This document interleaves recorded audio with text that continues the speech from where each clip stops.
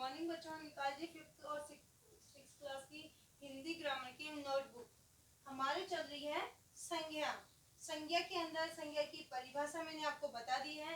संज्ञा के दो भेद कौन कौन से, व्यक्तिवाचक और जातिवाचक, मैंने आपको क्लियर करवा दिए हैं। सबको समझ में आया होगा। आगे देखिए, भाववाचक संज्ञा।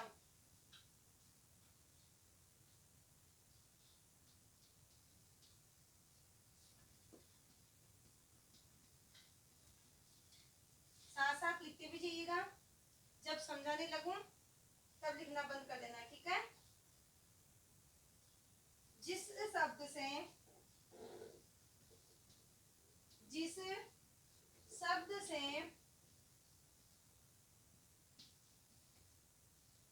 किसी प्राणी या पदार्थ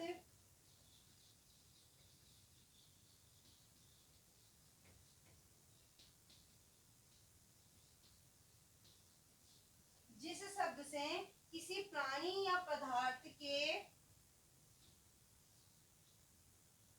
भाव, गुण या स्वभाव का बोध होता है, या स्वभाव का बोध होता है,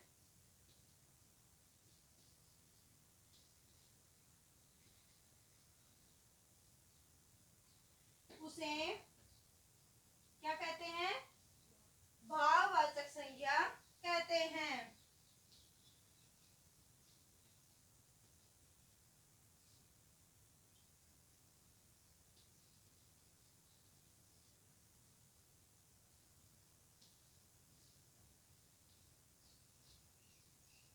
जैसे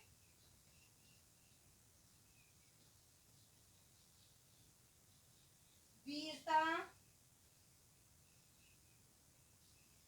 बचपन,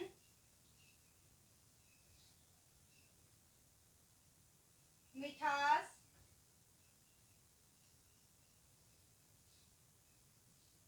खुशी,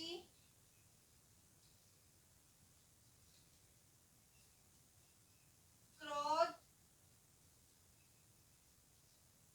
प्रेम आदि, ये सभी क्या है? भाववाचक संज्ञा होते हैं। अब देखिए, इधर बोर्ड पे सबका ध्यान होना चाहिए। भाववाचक संज्ञा किसे कहते हैं? जिस शब्द से किसी प्राणी या पदार्थ के भाव, गुण या स्वभाव का बोध होता है, उसे भाववाचक संज्ञा कहते हैं।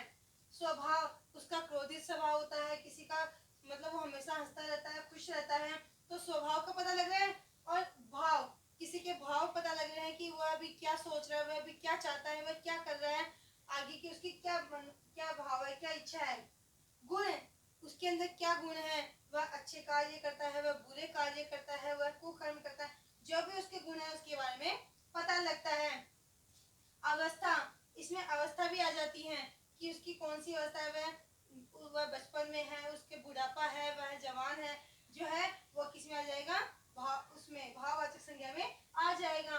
तो देखिए, जैसे है वीरता, बचपन, मिठास। वीरता, वह क्या है? वीर है, साहसी, उसका गुण पता लग रहा है कि वह वीर है। और बचपन, बचपन क्या है? उसकी अवस्था है, और उसका स्वभाव ही कैसा है? बचपना का स्वभाव है, तो इसमें हम कैसे भी ले सकते हैं। मिठास, तो उसके गुण का पता लग रहा है कि उसमें क्या है? मिठास भरी है। या भाव, जैसे वह हमेशा मीठी बातें करता है, उसकी बातों में मिठास भरी है, तो हम किसी प्रकार से उसको कर सकते हैं।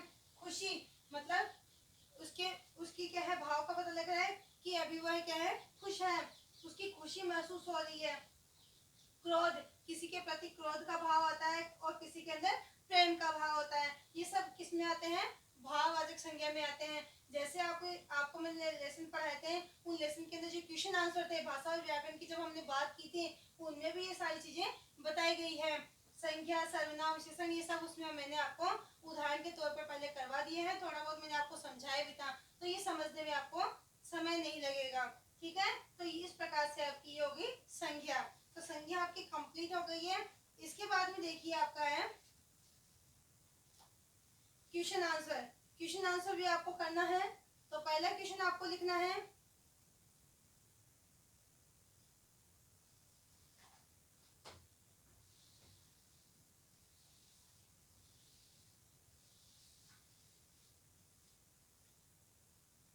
पहला क्वेश्चन आपको करना है, संज्ञा किसे कहते हैं ये मैं नहीं बताऊंगी, आप खुद करोगे।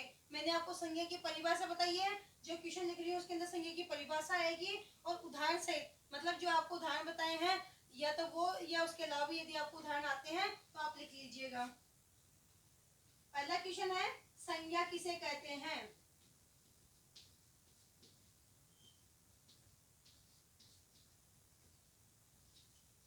उदाहरण सहित लिखिए।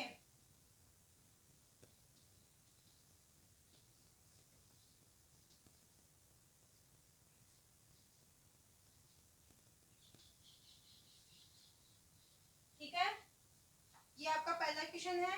दूसरा क्वेश्चन देखिए, संज्ञा के कितने भेद होते हैं, पता है आपको कितने होते हैं, कितने होते हैं, 3। संज्ञा के कितने भेद होते हैं,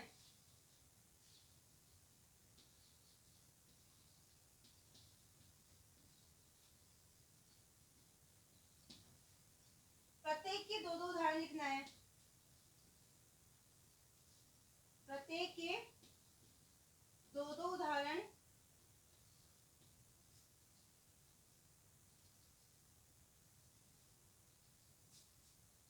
लिखिए। 2 ही क्वेश्चन दूंगी आपको, ज्यादा नहीं दूंगी। प्रत्येक संज्ञा के कितने भेद होते हैं, जो 3 भेद है, तीनों भेदों को आपको लिखना है कि 3 भेद होते हैं और केवल भेदों के नाम लिखने हैं। ठीक है, संज्ञा के कितने भेद होते हैं, केवल यही पूछा है कितने भेद होते हैं। ठीक है, आपको तीनों के नाम लिखने हैं। और जैसे व्यक्तिवाचक संज्ञा है तो उसके सामने उदाहरण में 2 उदाहरण आपको देने हैं। जातिवाचक संज्ञा है उसके 2 उदाहरण देने हैं और भाववाचक संज्ञा उसके भी 2 उदाहरण आपको बताने हैं। ठीक है, इस प्रकार से आपको ये दोनों क्वेश्चन कंप्लीट करने हैं। और जो मैंने आपको भाववाचक संज्ञा की परिभाषा उदाहरण दिया वो भी आपको साथ में करना है। ठीक है।